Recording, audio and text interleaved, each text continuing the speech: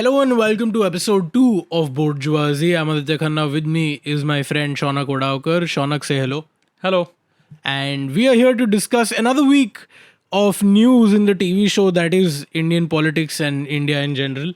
It's a great running series. 75 seasons have been completed. We've recently been told, and we were supposed to, put the poster of the series on our windows recently, which was a lot of fun. Anytime I have to hang from a balcony, I love it. So, yeah, that's the greatest sign of joy. Shaunak, welcome to another week. Because this week we have a lot of some updates on what happened, what we discussed in the previous week, and some are really fresh pieces of news. Some of them destroy hopes, and some of them are about destruction. Some wins, some losses. Some wins, some losses, and some very big words are also going to be used. Yeah, huge words. Huge, Stunning words. stunning. We don't even know a big word to actually use it. We don't know those big words actually, and they lack the comedic value that you think they do. So anyway, but we'll get to all of that. Those are little hints for the topics, but we'll probably put those in the title also. So all of this is fucking pointless. Yeah, but let's just get to the first piece of news. There was some would call it a throwback to to the OG 9/11. There was a twin tower that was destroyed. 21 years since that happened. So how do you rate this one as compared to the previous? Definitely more efficient. Fewer planes involved, and I think less propaganda as well. Like this was nice. It was fun to watch. We had noticed, so that was nice. You saw it happening live. To be fair, you saw that also happening live, kind of. Yeah, I do. I vaguely remember it, like thoda live dekha tha. But here it was like, you anticipated stuff. It was like a nice Sunday afternoon post dinner. We all sat together. We put on Aaj Tak, and like a bunch of other TV channels were right there. They were covering, giving like play-by-play updates of which company is doing it, what is happening, who's cleared out, who's not cleared out. Just a fun Sunday overall. And in contrast to the original, I personally am not a fan of remakes. So I always prefer the original to be like above. And the good part about the original was, just caught everyone unawares. Like over here we had like people on neighboring buildings like clapping and shit. There was no clapping that was being heard. All the clapping was happening somewhere else. Like in George Bush's office. Sorry. So yeah, in general, but there were common themes and elements if you noticed. Both of them were like a massive blow to capitalism. The market shook that day. The market shook, and what it was like it was capitalism and all those oppressive structures brought to their knees. And here also we had oppressive structures in the forms of builder lobbies being brought to their knees. But what happened? Do you have any details about what exactly is the nature of this destruction? Why? Because I've never, to be fair, most buildings in India look like they need to be destroyed. Like they're either really badly painted or they look like they're one small earthquake tremor away from destroying themselves. So, most buildings should be, but why was this one destroyed? I believe this is the largest controlled demolition of a building in India. Is it? It was like there were 3,700 kilos of explosives deployed, and the reason like this building was destroyed mainly was it was an illegal construction. So here's what you need to know. A bunch of these people bought flats in this complex, and the plot where this building was constructed was supposed to be like a garden and another clubhouse, and these guys were supposed to have like an unobstructed view. So in around 2009, 2010, they built this structure, and a few of the other residents who had paid for the view got pissed. It was again a builder being very irresponsible, a builder trying his. Hold on, you're telling me that you can sue a company and destroy a building for ruining your view? Is that okay? One second. The point being, the main reason this thing happened, the way I see it, is that it was to give an example to a lot of these builders that you cannot not deliver on your, like, you can't go back on your promises. In this case also, what happened was this builder built up a bunch of unused plots that were supposed to be used for a garden or a clubhouse, and he just made 2 towers over there. Wait, so this was an already existing complex. This was an already existing. और उसमें उसने और 2 building लगा दिया जहाँ पर उसने सबको वो फोटो गूगल इमेजेस से फोटो डाउनलोड करके वो पोस्टर पे डालते ना बिल्डिंग के ऐसा swimming pool and tennis court Sachin Tendulkar playing cricket in nets. So all of that he had promised, he didn't deliver, and building khada kar diya. So even in local regulations, right, the distance between buildings is supposed to be 16 meters. Here the distance between 2 buildings was only 9 meters, which if there's a 40-story, this was 32 stories, if there's a 40-story structure only 9 meters from your house, it's not going to be very comfortable. It's not going to feel nice also. So these residents got together, 4 of them mainly. Sir, why do you want to destroy this building? I don't feel nice. Okay, you don't get it. I need to feel nice. But yeah, carry on. Sorry. I couldn't resist. See, when you're not, because we are always used to like buildings around us, it's not something new for us. Like we always have people breathing down our necks practically. Just to give you all context, Bombay mein, matlab where we are recording this right now, which is my house, there are buildings everywhere. There are at least 6 buildings I can see out of my window immediately. Okay, so we have grown up with this kind of an overwhelming anxiety. So this is very shocking to us and also inspirational, because in case my neighbor, one more time that my neighbor comes out in his chaddi in the morning, I can decide to sue for invading my niceness space. But yeah. So here again, Mumra karke ek area hai. There are a couple of other areas also where the buildings practically share walls. So if you extend your hand outside your window, it goes into somebody else's house. The buildings are that close. So again, this is very surprising for us. Here, these 4 older residents, they got together, they collected like money and stuff, and they instituted a case. Holy shit! Do you know what this is, Shaunak? Do you realize what this is? No, what is this? This is the ultimate form of the building secretary. This is the ultimate. These sound like 4 building uncle secretaries who have come together to destroy a tower. This is like porn for like most older Indian men living in like suburban areas. But that is exactly that happened. And you know another fantasy that gets fulfilled in this. Which one?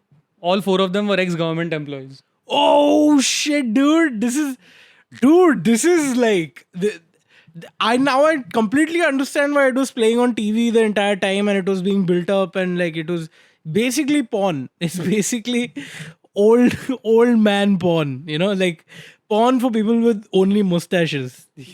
These guys were sigma males for people over 55. Yeah, they were the first ones in their family to buy aviators, basically. Which guaranteed notoriety and like just a sense of eccentricity in people. So yeah, then they won the case, and the Supreme Court, I think a year or 2 ago, said that these buildings need to be demolished. Because SuperTech, as far as I remember, is a little notorious. I was working on a few property cases a couple of years back.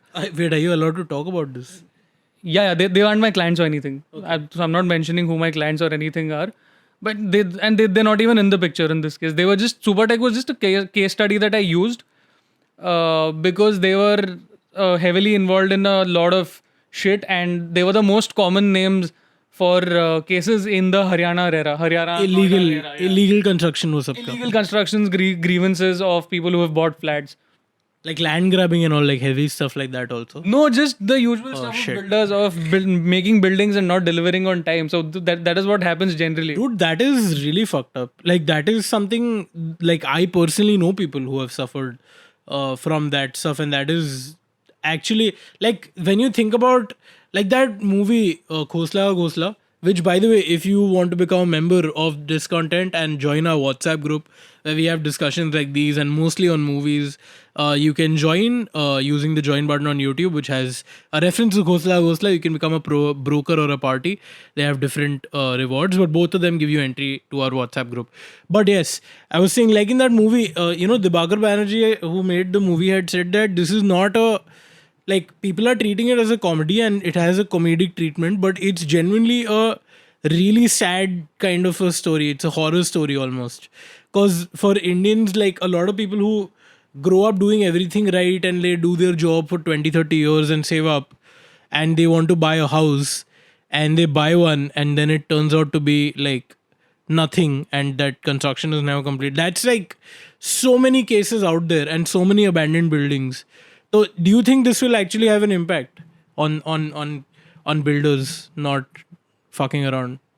I'm on the fence about this because I don't know if this is like justice in its true sense. Because there were residents in those towers as well who had been asked to evacuate, and now they're supposed to be paid back with 12% interest. Okay. But that will take years before that actually happens. It will take a couple of years before everybody gets back their money. And in so many of these cases that you hear, people put in their life savings for one building or one tower and one flat so that they can, chill in their retirement or something. And then this flat doesn't come. So there's a lot of money gone, and the people who suffer are the residents.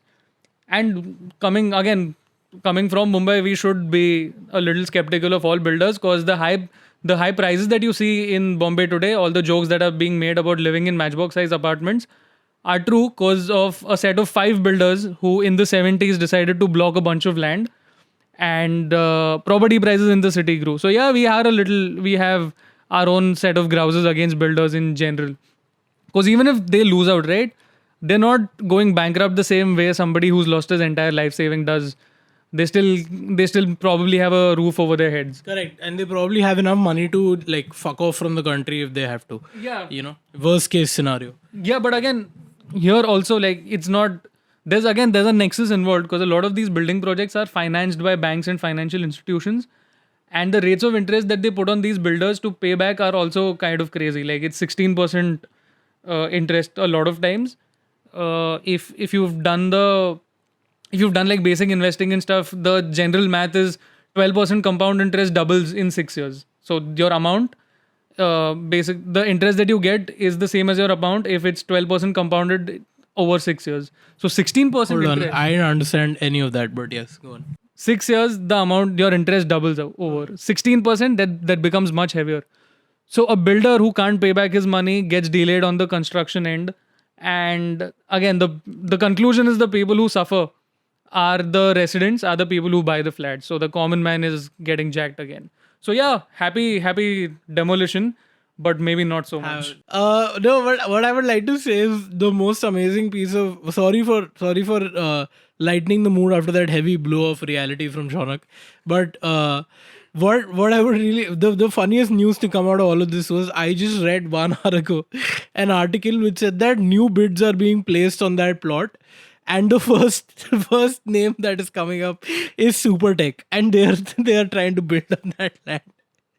So that is, this is confidence. So if you should also shoot your shot. Like if you like somebody, just like take inspiration from SuperTech and approach them. Even if they hate you, they might just demolish your house. That's the worst that'll happen. So don't worry about it. Try your luck whenever you can. Yeah, every time you feel like quitting, remember why you started: to obstruct other people's views. So the point is, it took 10 years and it took about 1.5 crores in legal fees and all the other fees that you use in such a judicial process. Those uncles spend that much. Matlab, they collected from other flats. They made sure all the money was there. They were going around. So point being, it's this form of justice is not accessible to a lot of people also. You have all these, and you saw earlier this week also that you have a lot of judicial activism and you have a lot of judges making cool statements outside court and in their personal capacity in speeches. Even within courts, in certain, they'll call them observations, but you don't have a lot of substantial work and speedy justice, as you call it, happening in the courts. Again, this is not a criticism of any judge personally, and though it's true Because they'll take you in contempt. No, but from whatever I've seen, I really think the way we are, the reason our rights stand is because of judges. There's no doubt about that. But I think they're also within that framework. They also can't. They're subjected to that framework as well. And I think that framework inherently needs an update rather than the judges. So No, look, I'm not a lawyer. clearly. Okay. But whatever little I've read, or whatever books, or whatever the fuck I've read in life, and I've come across judges' statements, whether it's in the newspapers or, just generally what they say, or even their judgments, it is all such pathetic writing, and it's such pathetic nonsense. Like the previous honorable CGI of India, he went around giving like a bunch of lectures while he was CGI, talking about how democracy is dying in India. And I'm like, बंटा है क्या कर रहा है तू, मतलब ये हम लोग को करने देना. Like, why are you doing this shit? Like, why can't you fucking just go and do something? Like for example, he had promised to take up the electoral bonds case in Supreme Court, which he did not, right? Or like for example, getting bail to Umar Khalid or to Siddiq Kapan or other political prisoners, but nothing substantive really was done. Like I think in the beginning he had done some like progressive moves. He had done, I can't recall right now, at the beginning of his tenure. But dude, by the end, if you're just giving speeches and they write these fucking Shakespearean judgments, I've come across that also. Like and then they give like, I feel like they sometimes feel like they are fathers in a house. The court is like their living room, and the lawyers are your children. And you like one, you don't like one, and you'll give like one lecture, and you'll give them this. I've noticed with Indian uncles only, which is, if you ask them for, hey, can you pass the bindi or whatever, they'll also give you a life lesson with it. Like, you should learn something from this, because they've come with all the knowledge. So, for example, there was a judge in Gujarat right now. He asked for, I don't know which, I don't know if it was Ganesh Chaturthi or some other festival. Okay. He ordered, or I guess the assembly or the local government decided that all meat shops or butcher shops, and I think that city or that place had just one or two, they will be shut down. All butcher shops will be shut down. For Navratri, I think he'd say. Navratri, yeah. So for the 9 days. So these people petitioned in court saying that, dude, like, no, this is our business. So how can you do this? And then this judge has told this owner of the butcher shop that you can resist for a few days. And I did not see video of this, but I 100% know there was a cheeky smile and a little wink that he did. You can resist, buddy. You can resist for 3 days non-veg, yaar. Like, I'm like, dude, it's not about eating non-veg. It's just like that guy. It's that guy's profession. And people like to eat meat. So just let them eat meat and you don't eat it. So I'm like, they like to give these kind of judgments, which are, in my view, not very based. So that's my analysis of it. So on that end, I would disagree, because like मैं तेरे को पहले भी बोल चुका हूँ कि judges का if you hear, the good ones actually very rarely make it to the news until and unless they are super progressive judgments or they're very topical. For example, there is a judge who has observed that even unmarried couples, queer couples also form a family, regardless of gender. So again, a lot of these things don't make it to the front page because they aren't supposed to. And I'm still steadfast in the belief that the reason that you see rights and democracy today, and the freedoms that a lot of people talk about, that India is one of the most free and liberal countries in the world in terms of whatever you can say and nothing happens to you. Whether or not that is inaccurate, but if you feel free and liberated, it's definitely inaccurate. But no, but whether or not if you feel free or liberal, that is not because of any political party. It's because of our judicial system, and there has been a lot of judicial activism today. So yeah, you'll have very weird judgments and you'll have very weird statements being passed on, and a lot of these senior counsels and like very respected advocates have also given examples in their in some webinars and all that I attended of these judgments. But what happens is a lot of them are still subject to this framework, and that framework needs an update. This framework needs updating. It's not so much about where the judges stand personally, because in the lectures, when they're not subjected to these frameworks, you'll hear very cool statements, and you'll hear progressive remarks, and you'll hear these very like revolutionary kind of sentences being said, which may or may not translate to what happens in court, because they are bound by certain rules and regulations that come in, and they're bound by the framework of their profession.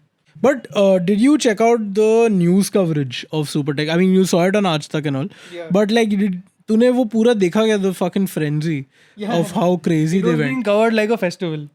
हाँ. तो पूरा मतलब ऐसा play by play दे रहे थे कि and one I think I was watching it on आज तक, so they had like a countdown and all also. हाँ. And everybody was like, okay, 10, 9, and there was just silence in the studio. It felt a little festive. I got into it. I bought into the hype.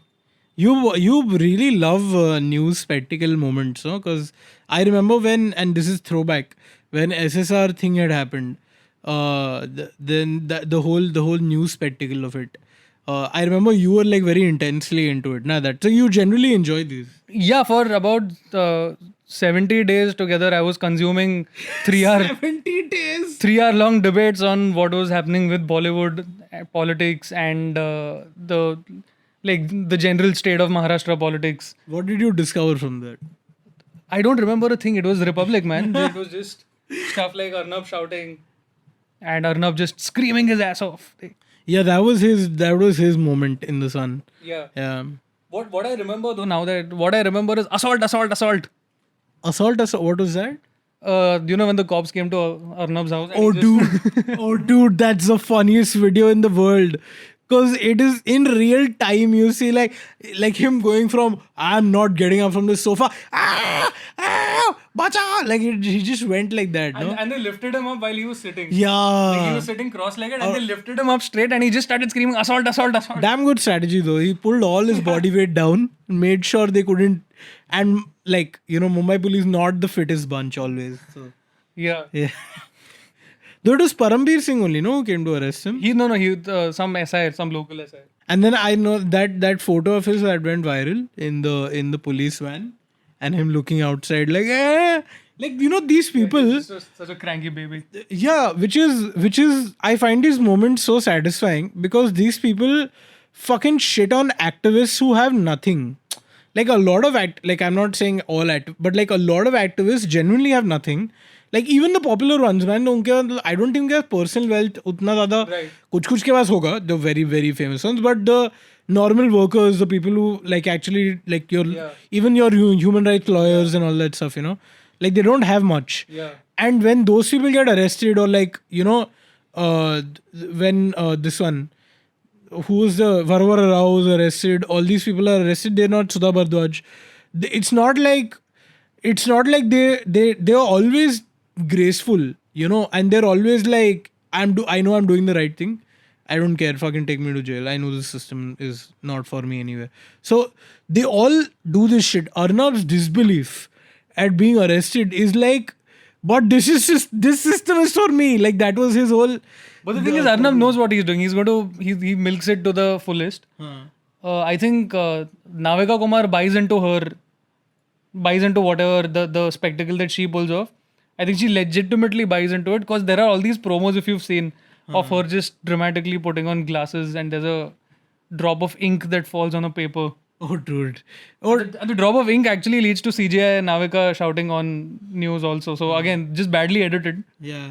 But compared to Navika, I think Arnab there. Definitely. I mean, Arnab trained these people, no? So they're like Rahul Shivshankar forever looks hassled. If you've seen his face, it looks like he's just had like, he's done a lot of workout, just put on his suit all of a sudden. That's a cooler version. Most likely it is like, you're just crying. But Rahul Shivshankar Out of anxiety. used to be cool at one point because I remember during 26/11, he was just out there, like he had rolled his sleeves up. And he was just, he'd done some cool stuff during 26/11 was... 26/11 a watershed moment for a lot of journalists. Yeah, that's what. Arnab, in fact, got his like superstardom. Yeah. Like he was already a star, but he got his superstardom from 26/11 because I believe he was like round the clock coverage and all that stuff was going on. 26/11 was a big moment for a lot. Was the reason for a lot of promotions. Yeah, so in news the spectacles in general. 26/11, the Sushant case and now SuperTech. SuperTech definitely not as high in that list. I mean, I think I bought into the hype more because I think there was it was more quality than quantity. And you just had like I saw it for 20 minutes, but I got a payoff for that, right? There was a nice countdown and the building fell at the end. Great payoff. Yeah, and just on a side note, another great thing that happened is all the stray animals who were in the building were all evacuated. and taken care of. And it could have been weird because the loud sounds could have affected them, and how would these stray animals know, right? So yeah, that was a good thing that happened. Personally, I was a bigger fan of the fact that the stray humans were also evacuated.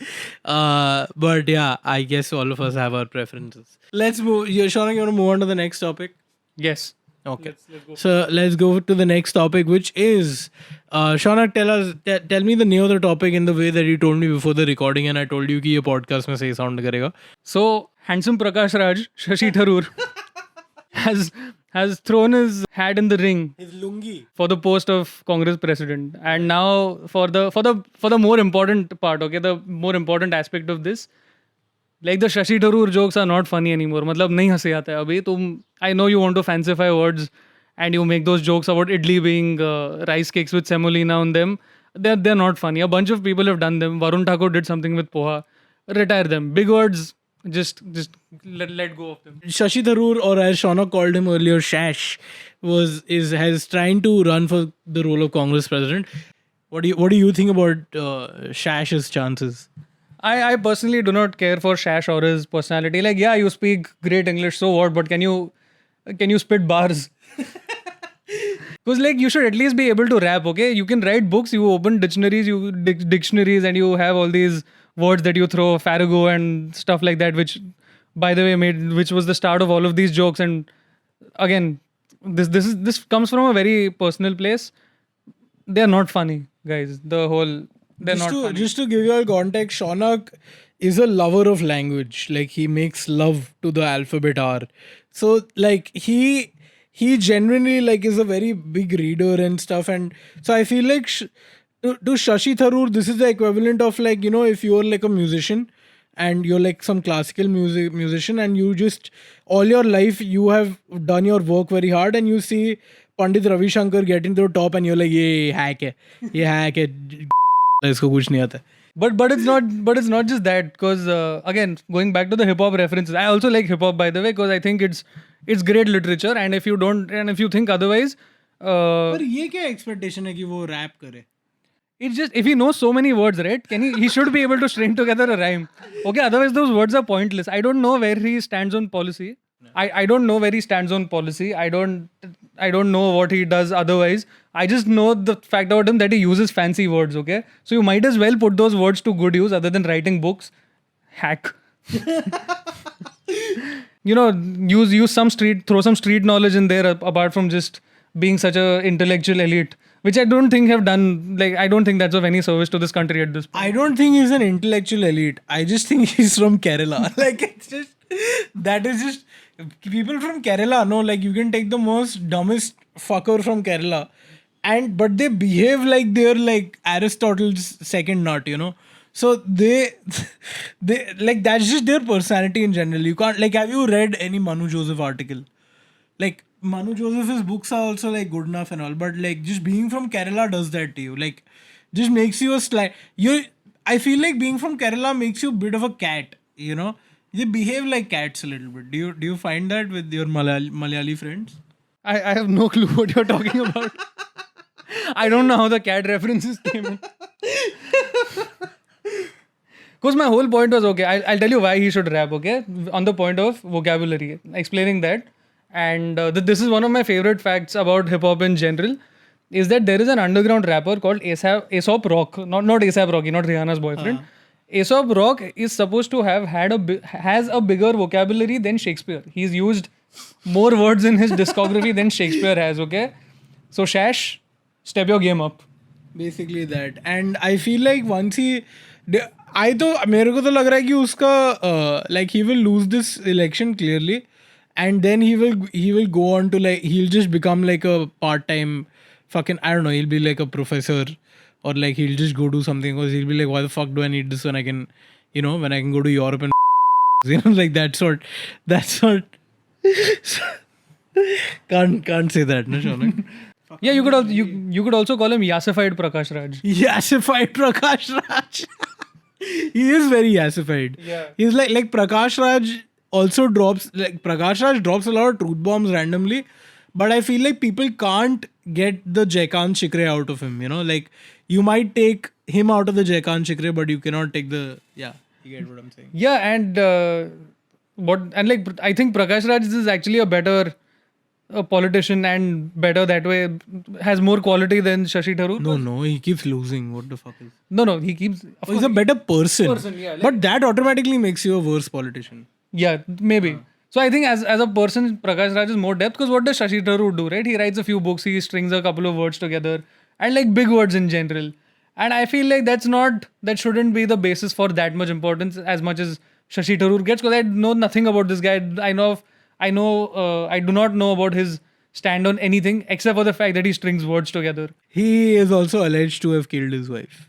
Any opinions on that? I mean, if you look like Prakash Raj, then You might as well behave. you might as well own up to it, right? Yeah, I mean, we're not implying that he killed his wife. Neither did Sadhguru. But I feel like if you have to rise to the top and you're from the south of India, you know what you have to do, I guess. So, I'm not making any allegations over here. No.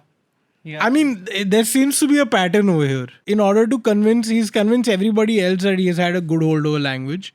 But you still don't think he's a real Slim Shady. That he won't be until he's like rapping.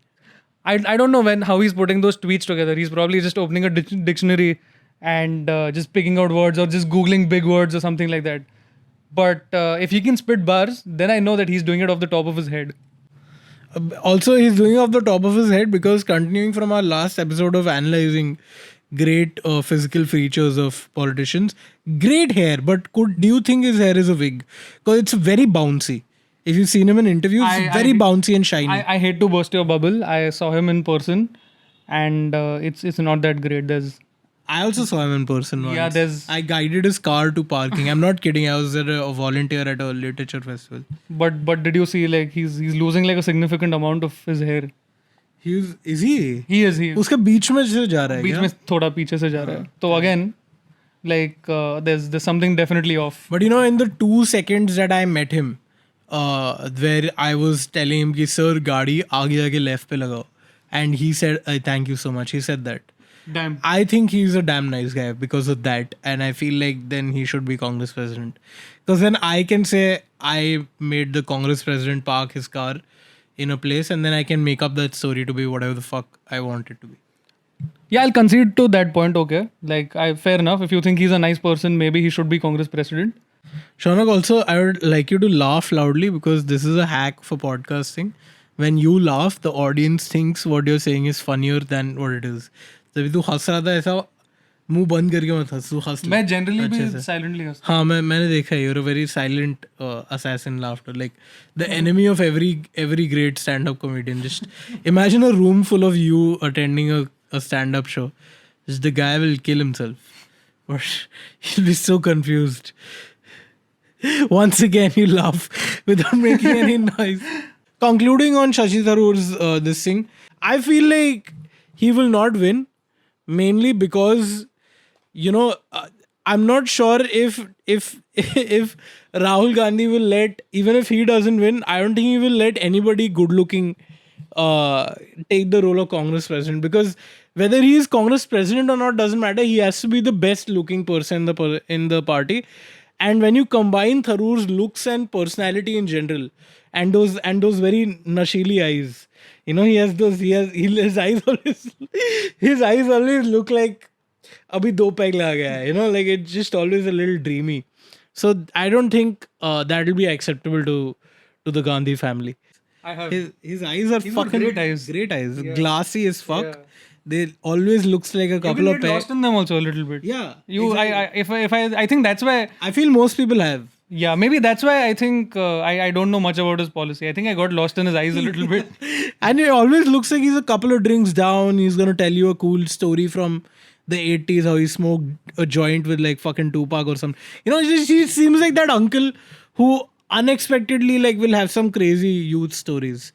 And his eyes have all the drugs left from when he was in UN. But I don't think he ever did any drugs. But I do know that Shashi Tharoor also moved a bill, I believe, once upon a time to decriminalize marijuana. So he's I'm a stan. That makes me a fan immediately. So he's based. I didn't know he was that based. He is based, dude. I think he did. I don't know if I'm making up a fucking lie over here. Let me just look this. Let me look this shit up. Shashi Tharoor marijuana bill.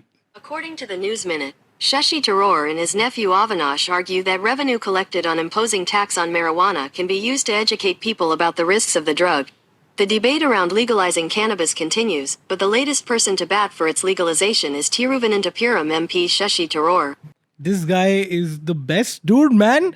Fuck, I just found my prime ministerial candidate. What the fuck? Yeah, this is insane. You know, maybe as somebody who's of a scientific temperament, I must say that new information presented to me, I have to change my opinion. I go back. It's okay, Shash. You don't have to spit bars. Shashi Tharoor is the most based man in the history of Indian politics. What the fuck? Let's go, Shashi. Let's go, Shashi. Let's go, Shanak.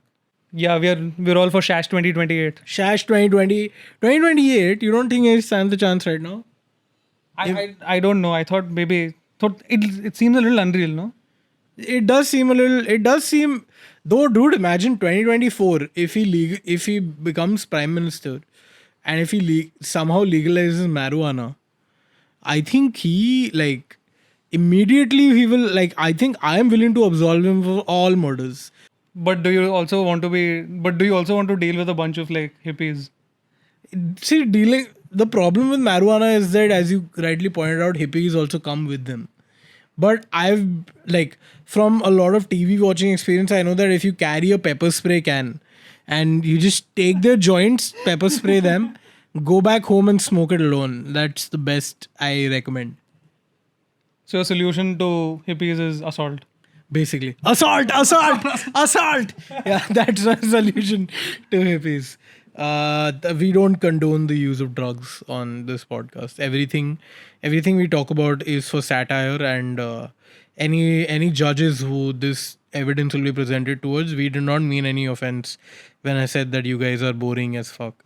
And I'm one of you guys, man, judges. I batted for you. I batted for you a bunch. Yeah.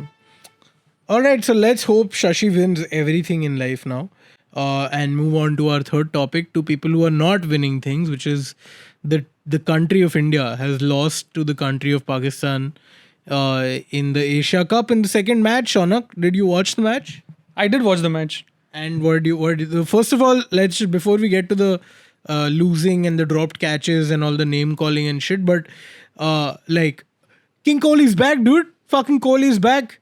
Do you think he's back? I think he's back. That's good, yeah. But I think another thing that is back is competitive cricket. Oh yeah, fuck. 2 matches against Pakistan, both going down to the last over. I think that's a good sign for cricket in general. I think the sport wins. I'm a little bit of a purist in that end. And Kohli is back. Yes, great. But also we have a competitive Pakistani cricket team right now. And as we speak, there are very few nations that are consistently as competitive as we were. So our domination might be coming to an end, but that's okay with me a little bit. Have you noticed how the entire Pakistan team, players in the Pakistan team, either look like really fucking heartthrob movie stars, or they look like Om Puri. You know, they're... That is the two. Those are the only two. They don't have a medium. They all either we'll be really fucking good looking, or we will be just itna khadda hai chehre pe, matlab kuch. I also appreciate the fact that we have a backup Surya Kumar Yadav and a backup Shubman Gill in that team. Shubman Gill was there, in the squad. He wasn't playing. No, I meant the backup Shubman Gill in the Pakistani team. Oh, who are you talking Backup Surya Kumar Yadav is Babar Azam. No, dude. Babar is Kohli. Babar and King Kohli. I meant the literal resemblance. Oh, fuck, sorry. No, Surya Kumar Yadav maybe a little bit. Yeah. We have so I like the fact that there is a backup Surya Kumar Yadav in the Pakistan team in the form of Babar Azam. Same sort of facial structure, same sort of facial hair also. And the fact that we have a backup Shubman Gill in Naseem Shah, the 19-year-old boy who won hearts, even if he didn't win the game. When he bowled till he cramped up. Yeah. And yeah, he did. He was limping and all that. Fuck, we were discussing India versus Pakistan. but we haven't spoken about the floods in Pakistan. Yeah, flooding's bad. Okay. I mean, I don't know what to But- do. I don't know what to do of it because I think it's a sensitive topic. I don't want to be an asshole about. Yeah, so I think I think if you're listening to this podcast, don't expect us also to talk about anything that's real or serious. Just we'll talk about nonsense because we don't know, man. I mean, I can't imagine losing my house in a flood. What I can imagine is losing my house in a demolition now. So thank you, SuperTech, for that. But but coming back to the match and Pakistan and India, I think this is also a great ploy. Now, matlab, this is a great ploy. Asia Cup is just a way for bilaterals between India and Pakistan to happen. Because otherwise we don't have bilaterals anymore. So at least this way we know for a fact, like, who's gonna be like, all my money's on fucking Afghanistan to win this tournament. It'll be fucking epic if we put out this episode and then Afghanistan wins. That'll be insane. But you know that it's gonna be 3 matches of India versus Pakistan. That's why they're also placed with fucking Hong Kong, dude. Like Hong Kong was playing. Also, bilaterals. Okay. But yeah, so this is the second match in what I'm assuming will be like a 3-match contest between India and Pakistan. 1-1, dude. I think we're primed for the.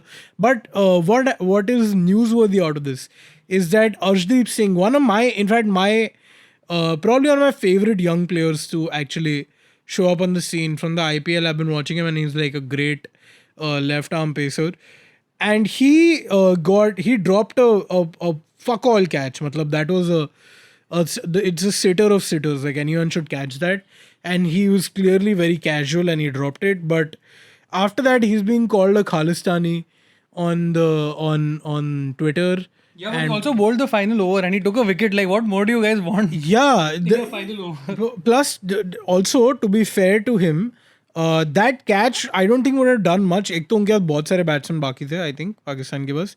दूसरी बात, वो Bhuvneshwar Kumar gave 19 runs in the second last over. I mean, that was way worse. And I mean, if there was even one less boundary in Bhuvneshwar Kumar's over, then India would have won the match because Arshdeep Singh actually brought it down to the last 2 balls. Yeah, he bowled a good spell also in that last over. Yeah, he bowled like all And Yorkers. He's like what, 1/8 as experienced as Bhuvneshwar Kumar. Exactly. So I hadn't heard of this guy also before this match. No. So just to give you some background, he's been like playing for surprise Kings 11 Punjab.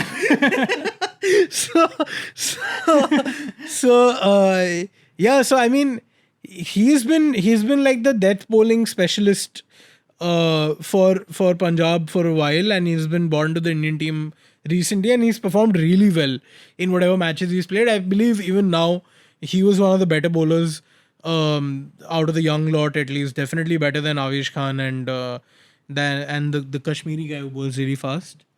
The one who bowls at 150. The new bowler, yeah. I forget his name. You have to not rely on me for cricketing knowledge because I follow it very superficially. No, so As As somebody who comes from a family that is obsessed with cricket, I know what is going on, but I won't know like the basics, the specifics of it. So yeah, I mean, this guy really played well, and then he got shat on all over social media. And I feel like everyone who shits on somebody like that, like you know, calling him Khalistani or whatever, I feel like this is what judges should do. If I was a dictator, I would, whatever annoys me slightly, whatever annoys me a lot, what I would do is just get, like, for example, this, right? Everyone was called him Khalistani. They should be forced to play one over by Arshdeep in the nets without helmet. I think that will be fun. I think that's a great exercise that should be followed. Yeah, but what the important part is that Wikipedia's executives have been summoned by the Information Ministry. What the fuck? Why? Yeah, to check on why it was so easy to sabotage Arshdeep's page. Oh, they did that. Yeah. What they do? Notice भेजा है. अबे नहीं वो नहीं. Wikipedia पे क्या किया? Wikipedia पे they changed that he was selected in the Khalistan squad. What the fuck, dude? Squad. Like these whoever did this, I'm sure you feel very proud of yourself, but like don't. Yeah. Also, you know, it's a total cock move to be an editor for Wikipedia. So congratulations on that, first of all. If you're editing Wikipedia, right, just Edit something difficult, no? Add some real information. Hey, what is all this low-hanging fruit of abusing players? Also, very low hanging fruit joke. I mean, it's the equivalent of like, the 90s wala gay joke. मतलब वो जो पीछे just homophobia. टुंगुन, like, that kind of soundtrack would play in the background. Just very, like, at least do some, like, for example, I'll tell you the most fucked up joke I came across, which might be offensive. I probably is offensive. I came across, it's not my joke. So I am only bringing it in front of the people to tell you how terrible people are. Okay. But also kind of funny in my opinion. So, which was, Ravi Bishnoi. He's a great, promising young cricketer. And he took a lot of wickets. He's also a great spinner. And he managed to get a lot of like the Pakistan players ka away, and Pakistani players are Punjabis, right? Because basically, if imagine if Punjab was a country, that's Pakistan essentially. And so when you think of Punjab from a country, that's also Khalistan. Sorry, I forgot. But but what I was talking about was somebody made a meme yesterday, which was not the first Bishnoi this year to dismiss a talented young Punjabi. So there was some of that. So if you at least want to be offensive and you claim to be like a dank boy or like a fucking edgelord, at least crack jokes that are edgy enough. Don't go for these low hanging fruit. Oh, tu Sardar, tu Khalistan. Like, just if you do that, then you're a bit of a loser. So, Like, yeah, you can take your inspiration from football Twitter, where news has come in that Paul Pogba, one of the France World Cup winning guys, paid like a black magician to take away one of his own teammates' speed, and he was being blackmailed by his brother. Okay, so you need to see the memes on that because those memes are great. And if you want to cyberbully somebody, I think you should be more creative about that. Like there are a lot of better ways to cyberbully somebody. Although we do not condone cyberbullying. we do not condone cyberbullying, but when it happens to other people and then it's sometimes deserved, it's very funny. Yeah, as long as it's funny. As long as it's not happening to us. Don't do it to us. Don't ever do it to us because it's wrong and it's disgraceful. But when you do it to, like, for example, And we're also sensitive. yeah, like for example, once a BJP website, again, low hanging fruit joke, but I appreciate the effort because these people hacked the BJP website and they put like beef menu on it. Like they put like beef fry for like 35 rupees, like whatever. They put like menu ka photos all over, which was funny. Yeah. Or actually, I don't know. It wasn't the joke. I think the execution was Yeah. was the Probably shouldn't use that part actually. yeah. Yeah. But no, I guess third India-Pakistan match will happen. I hope. Sunday. Yeah. Do you think India-Pakistan matches mein, if you make like a Dream 11 team and you pick your captain and vice captain to be Pakistani, do you think they can do you think you can be filed under sedition or UAPA? I think Dream 11 will dox you. Like Dream 11 will yeah. eventually, no? Yeah. Like they will send people to your house to check. To check like what the fuck is going on. भाई तू इतने time से बाबर आजम को captain क्यों बना रहा है हाँ? Lode. Alright, concluding on episode 2 of BORED-GEOISIE. Shaunak, we've done it. We've done 2 episodes of this podcast, huh? How do you feel? I feel great, man. I think the fame is getting to my head a little bit. Yeah, all those 450 views The 450 views are they're just making me go crazy. I think I'm gonna hire like security guards. Madness. It's absolutely insane. The feedback that you guys had, especially the people who commented, it was very kind of you all. Please do also leave comments. It helps us engage, like the video, subscribe, listen to it on all platforms, and then go rate it on Spotify. Please, just हमको ऐसा पूछना नहीं पड़ना चाहिए. ऐसा get us to a level where you don't have to ask you people for your kindness. You by default want to submit all your lives and your wealth to us. So let's do that. But we are also thirsty for your validation. We are also thirsty for your validation. So please drive that cold, nice, icy, crispy validation down our throat. And that'll be fun. And we'll see you next week with some more news that nobody asked for, and news that we asked for, and news that we'll discuss, and stuff that will keep happening in the next episode of the web series called India.